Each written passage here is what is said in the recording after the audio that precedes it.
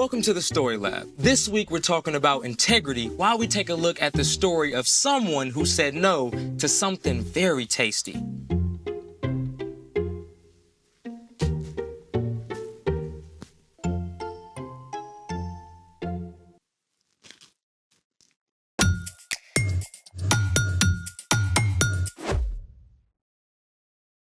Hey, I'm Carter. And I'm Zeke. We're talking about integrity, which is choosing to be truthful in whatever you say and do.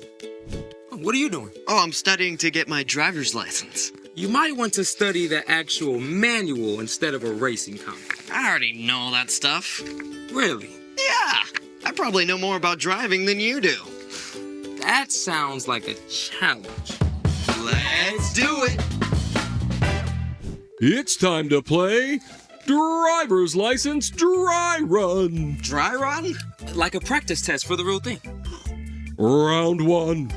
How much faster than the posted speed limit can you drive on the highway? Oh, I know this. You can go as fast as you want as long as someone else is driving faster. That is incorrect. It is never legal to go faster than the posted speed limit. That is the correct answer. Okay, ask another one. I've got this. Round 2. When is it okay to drive past a stop sign without stopping? If you're late for school and you don't see anyone coming. That is incorrect. It is never okay to drive through a stop sign without stopping. That is the correct answer. Come on, these are trick questions, obviously. Actually, these are pretty basic. Double points for the next one. All or nothing. Okay. Welcome to the bonus round for double the points. When do you need to wear a seatbelt? When your parents tell you to. That is incorrect. Every time you're in the car. That is correct, and we have a winner. Well, you should put on your seatbelt when your parents tell you to. Yeah, but they shouldn't have to tell you to do it. Fine, you win. I'll study. Good. Hey, that's my snack. Speaking of snacks, it's time for The story before the story. Today, we're in the Old Testament, the book of Daniel. God had a plan to bless the whole world through one family, the Israelites. But God's people kept turning away from God. It seemed every good king who led the people to follow God's laws was followed by a foolish king who led the people to do terrible, wrong things. At last, God's people were attacked by Nebuchadnezzar, the king of Babylon, which is where our story starts. Take it away. Hey everyone, I'm Brian.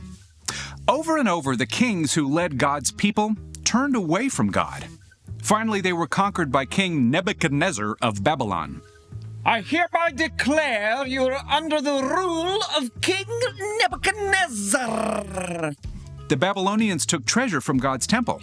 Our God will love these. They also captured many of God's people and marched them across 500 miles of wild desert to Babylon. There, King Nebuchadnezzar gave orders to his chief official, Ashpenaz. Oh, Ashpenaz, bring me some of the Israelites to train and serve in my palace. They must be strong, intelligent, handsome, and able to adapt to life in Babylon. 4 of these young men were Daniel, Hananiah, Mishael, and Azariah. Teach them our language and our literature. I must have the best and the brightest. The chosen young men were to go through 3 years of training and eat food from the king's own table. King Nebuchadnezzar was determined to shape everything they would think, say, and do so they could serve in his palace. The first thing the chief official did was to change their names. Name? Mishael? I'm going to call you Meshach. Meshach is really close to Mishael, so... Next. Name? Hananiah. Shadrach. That's not even close. Next. Azariah. Abednego. Next. Daniel. Belteshazzar. Can you spell that for me? Next. The 4 young men faced their next challenge at mealtime. They were given the same luxurious food and drink that the king himself ate. But God made it clear to Daniel and his friends that it was wrong to eat the king's food, perhaps because it had been dedicated to the king's false gods. We appreciate the honor, but we'd like to choose our own food and drink. I'm under orders from the king. If you don't eat what you're supposed to and show up looking worse than the others, I'll pay the price for it. Just test us for 10 days. Give us nothing but vegetables and water, and then see how we measure up. You have 10 days. So for a week and a half, Daniel and his friends ate nothing but veggies and drank nothing but water. And get this, at the end of those 10 days, Daniel and the others actually looked healthier than the other men who had eaten the royal food. I wouldn't have believed it, but I'm impressed. They should call what you ate the Belteshazzar diet. In addition to physical health, God gave Daniel and his friends a knowledge and understanding. Daniel could even understand dreams and visions. And at the end of 3 years, these young men were at the top of their class.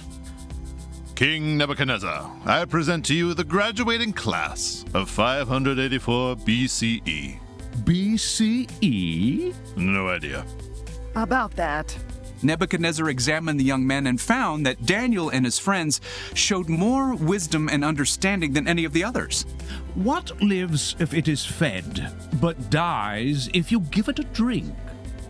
That would be fire. Amazing!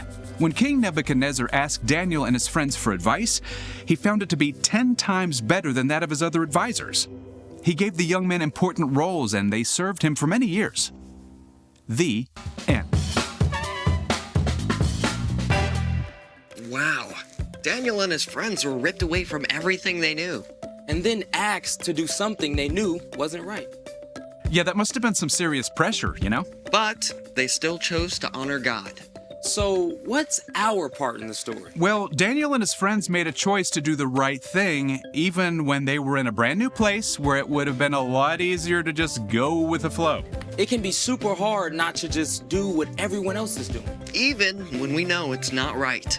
Yeah, you'll often have a chance to make a choice between what's easy and what's right. You might be hanging out with friends who want to watch a movie you know your parents would say no to. It would be super easy to just go along with it and watch it anyway. But you can choose to make a stand and not watch, even if your friends do. Or you might be taking a test that's super important to your grade. And if you just glance over, you could check your answers on a neighbor's paper. You can choose to keep your eyes on your own work, even if it's hard. Yeah, doing the right thing can be tough sometimes, but when you follow Jesus, God sends the Holy Spirit to be with you. Anytime you're struggling to do the right thing, you can ask God for help. Then you can make a wise choice, no matter where you are. Just like Daniel and his friends, you can stand up to stand out. Stand up to stand out. I like that. Yeah, pretty good, isn't it? Yeah. You got it. See you next time. So, here's the thing. Do what's right wherever you are. Want me to help you study? That'd be great. Ooh. So maybe cookies aren't exactly wrong, but after 2, there might be a wiser choice.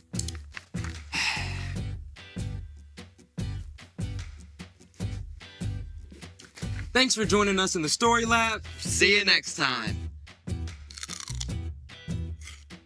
You gonna have one? Go on. No, go on, take a bite. I don't want one of those. Go ahead. I took one. It's healthy, right?